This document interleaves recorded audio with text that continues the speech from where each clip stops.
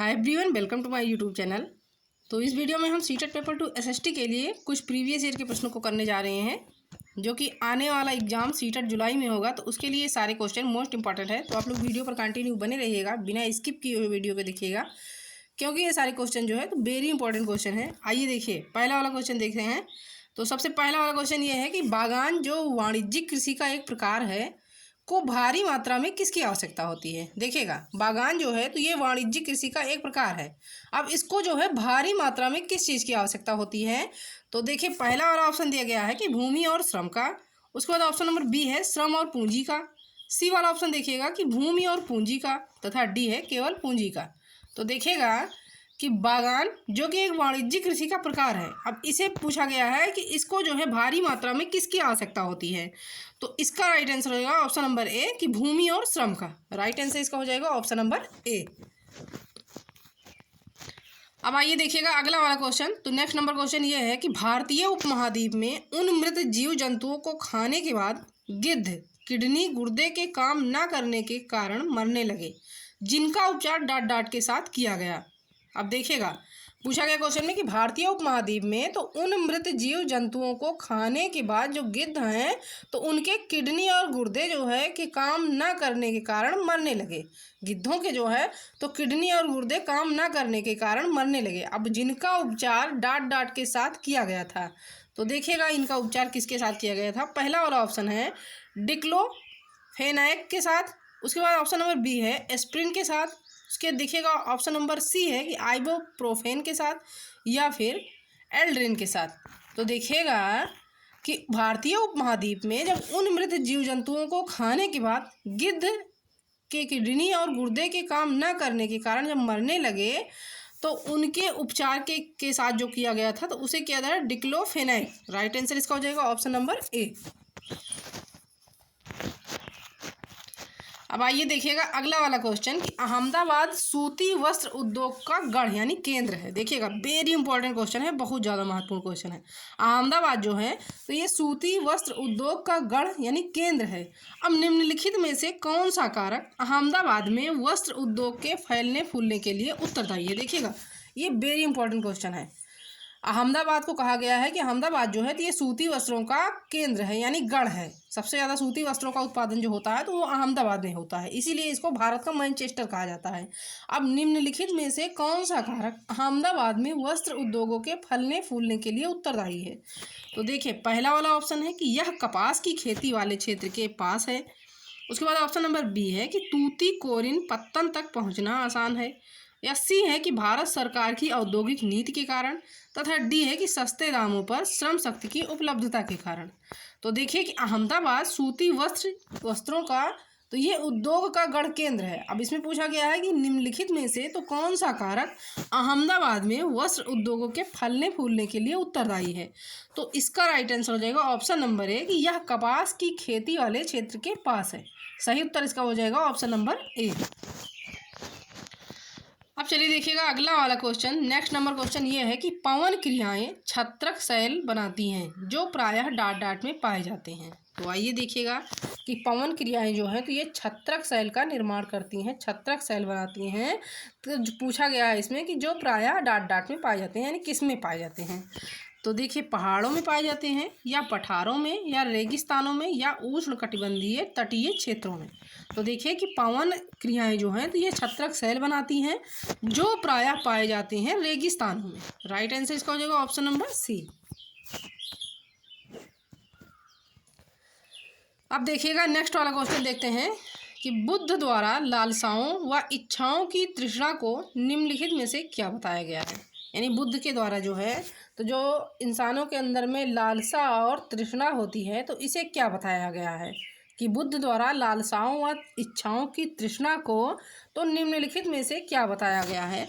तो पहला वाला ऑप्शन है पिपासा, बी है तृष्णा, सी है तन्हा, या फिर डी है तीव्र इच्छा।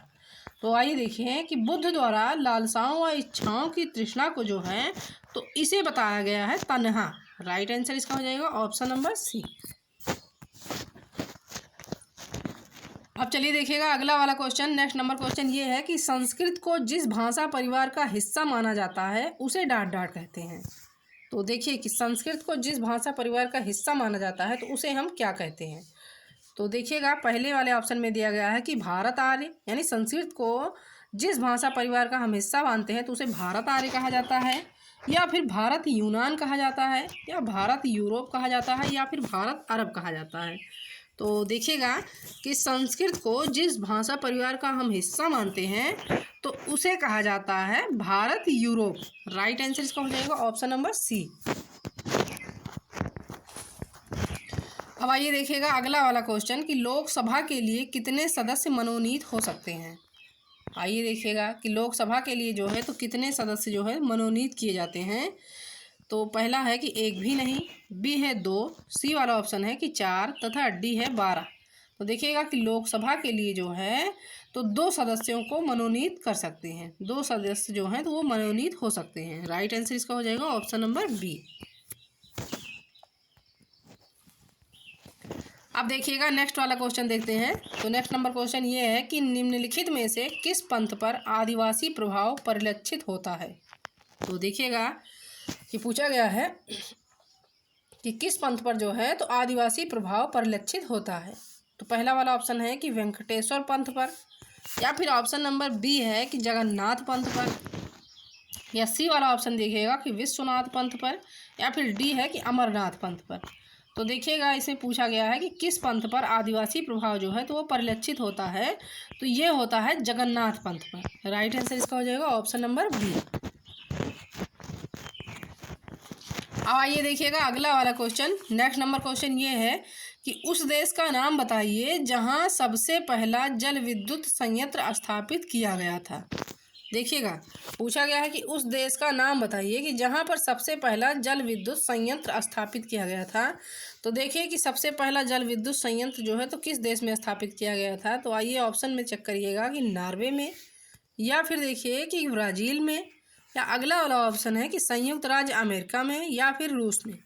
तो देखिएगा कि ब्राज़ील ऐसा देश है जहां पर सबसे पहला जल विद्युत संयंत्र स्थापित किया गया था, यानी सबसे पहला जल विद्युत संयंत्र जो है तो ये ब्राज़ील देश में स्थापित किया गया था। सो राइट आंसर इसका हो जाएगा ऑप्शन नंबर बी। अब चलिए देखिएगा अगला वाला क्वेश्चन देखिए। तो नेक्स्ट नंबर क्वेश्चन ये है कि किसी उत्पाद से संबंधित विशिष्ट पहचान अथवा नाम का अभिप्राय है। तो आइए देखिएगा कि किसी उत्पाद से संबंधित विशिष्ट पहचान अथवा नाम से जो है तो क्या अभिप्राय होने वाला है। ए वाला ऑप्शन है कि जीवन जीने का तरीका, बी है बाजार, सी है उपभोक्ता, तथा डी है छाप ब्रांड। तो देखिएगा कि किसी उत्पाद से संबंधित विशिष्ट पहचान अथवा नाम का अभिप्राय जो है तो ये छाप ब्रांड कहलाता है। सही उत्तर इसका हो जाएगा ऑप्शन नंबर डी। अब आइए देखिएगा अगला वाला क्वेश्चन। तो नेक्स्ट नंबर क्वेश्चन ये है कि कायांतरित शैलों की रचना होती है। तो देखिए क्वेश्चन में कहा गया है कि कायांतरित शैलों की रचना जो होती है तो वो किससे होती है, कैसे होती है। आइए देखिएगा मैग्मा के ठंडे और ठोस होने पर, यानी कायांतरित शैलों की रचना जो होती है तो ये मैग्मा जब ठंडा हो जाता है, ठंडा होकर ठोस हो जाता है तो उस पर होती है, या फिर शैल कणों के लुढ़क कर दबकर और कठोर होने पर, या अगला वाला ऑप्शन है कि आग्नेय और अवसादी शैलों को उच्च ताप और दाब में खुला छोड़ देने पर, या फिर ऑप्शन नंबर डी है कि शैलों को परतों में पौधों और जानवरों के अवशेषों के जमा होने पर। तो देखिएगा कि कायांतरित शैलों की रचना जो होती है तो ये आग्नेय और अवसादी शैलों को उच्च ताप पर और दाब में खुला छोड़ देने पर होती है। सही उत्तर इसका हो जाएगा ऑप्शन नंबर सी। अब आइए देखिएगा नेक्स्ट वाला क्वेश्चन। तो नेक्स्ट नंबर क्वेश्चन ये है कि पृथ्वी को कितने समय क्षेत्रों में बांटा गया है, यानी पृथ्वी को जो है तो कितने टाइम जोन में बांटा गया है। तो ए वाला ऑप्शन है 26, उसके बाद 24, या फिर 36, या फिर 12। देखिएगा बहुत आसान सा क्वेश्चन है ये कि पृथ्वी को कितने समय क्षेत्रों में बांटा गया है। तो देखिएगा पृथ्वी को जो है तो 24 समय क्षेत्रों में बांटा गया है। राइट आंसर इसका हो जाएगा ऑप्शन नंबर बी। अब आइए देखिएगा अगला वाला क्वेश्चन कि आदिवासियों को रंग बिरंगे कपड़े पहने, सिर पर मुकुट लगाए और नाचते गाते हुए एक रूढ़िबद्ध रूप में प्रदर्शित करने के परिणाम स्वरूप प्रायः तो क्या मिलता है।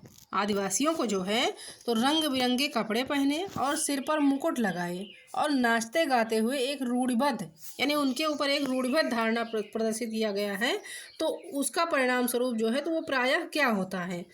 तो देखिएगा कि आदिवासी जो है, इसमें कहा गया है कि आदिवासी जो है तो नाचते गाते हैं और सिर पर मुकुट लगाए नाचते हैं, ऐसी रूढ़िबद्ध धारणा जो है तो धारणा प्रदर्शित किया गया है। अब इसके परिणाम स्वरूप प्रायः क्या होता है, यानी आदिवासियों को जो है तो प्रायः क्या मिलता है कि आदिवासी संस्कृति को प्रोत्साहन मिलता है, या फिर भारतीय संस्कृति की विविधता प्रदर्शित होती है, या सी वाला ऑप्शन है कि संसार का ध्यान गरीब आदिवासियों की समस्याओं की ओर आकर्षित होता है, या फिर डी है कि इस प्रकार के समूहों के प्रति भेदभाव होता है।